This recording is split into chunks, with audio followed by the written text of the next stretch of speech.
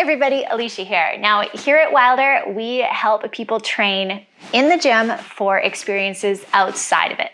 What I've found is you can approach outdoor adventures of all kinds with a little bit more confidence and lean into them a little bit more if you're not worried about being physically capable of doing them. Now, as a longtime skier, I've had a lot of fun creating workouts and giving exercise examples for the more advanced skier to get the most out of their season. But in this last year, I've had more friends who've never skied before take to the slopes for the first time, and I've also had them ask for exercises specific to the first few times on the hill.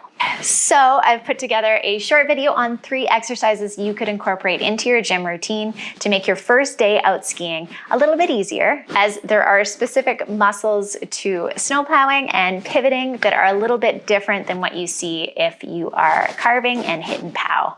But as your technique gets more advanced and you spend more days on snow, I'll also encourage you to check out our other videos on ski exercises that you can use in the gym to get ready for this. But let's jump into 3 exercises that I think you will find helpful. The first is single leg jumps of all kinds. Our first exercise includes single leg lateral jumps of all kinds. Now, you'll want to make sure that you are warm for these because they are quite dynamic and powerful, but you can also start really gentle with small jumps before advancing to bigger ones.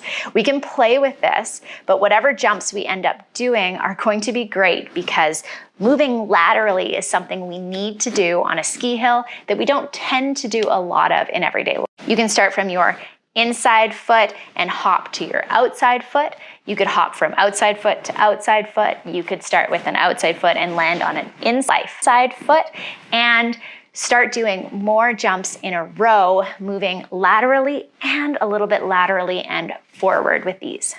As I think you'll see, play is a big part of this. And it's really going to translate to helping you learn how to use your inside and outside edges to turn on a ski hill.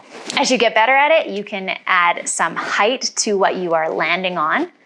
But no matter which variation of jumping that you decide to do, as a bonus, try and get full hip extension in between your jump, landing, or takeoff and landing. What that is going to help us with is getting forward on our skis. This is something, if you're working with an instructor, that they'll tell you right off the bat.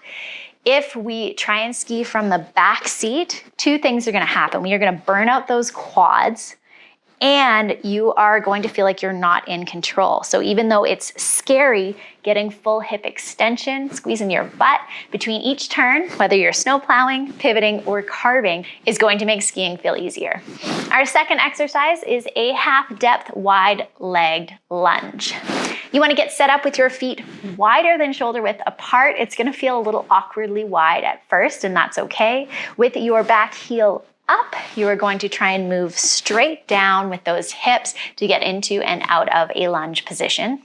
You can play with the length of your stance and the width as well, but what this exercise is going to do is increase that range of motion and strength of your groin muscles, which are incredibly important for snow plowing and can be important if you happen to catch an edge and get into a really wide stance by accident. Once these become too easy for you, you could do a full depth lunge. You could also progress into a Cossack squat, which is a really demanding exercise, but again, is building that strength and range of motion in your groin.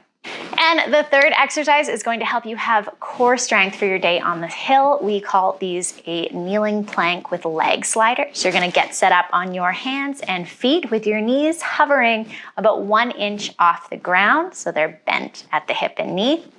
From there, you're going to try and keep your hips totally still and your knees that small distance from the ground as you reach out behind you and out to the side. This stable core is super important when you're skiing because underneath you, there could be icy slopes, moguls, all kinds of different terrain that you need to navigate and interact with your legs. And as the saying goes, it's very difficult to shoot a cannon from a canoe. So if we have a solid base, we are better able to adapt to that changing terrain below us. Now, in terms of reps and sets, you want to start easy with this and hopefully a few weeks before your first day out on the hill. As you're learning these exercises, a rep range from 6 to 10 reps per movement is going to be good for you. But as you progress and you want to make more physical changes to your body, it's going to be important to be specific with the number of reps and sets you do. If you're looking at making that kind of more advanced program, I suggest you check out the Adventure Ready Model ebook. This is the system we use to create all of our programs for our clients, and it walks you through how to make your own program for yourself. You can check out a link to that in the description below. As a parting tip, these exercises would also work really well as a warm-up on the day before you go out skiing.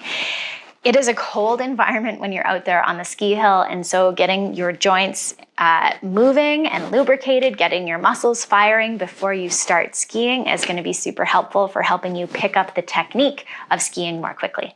Skiing is such a fun way to lean into winter, so I hope you have a wonderful time trying out this new sport, and I would love if you left me a comment below telling me how your first day went. All right, well, that's all for today. I hope you have a wilder week, and we'll talk to you guys soon.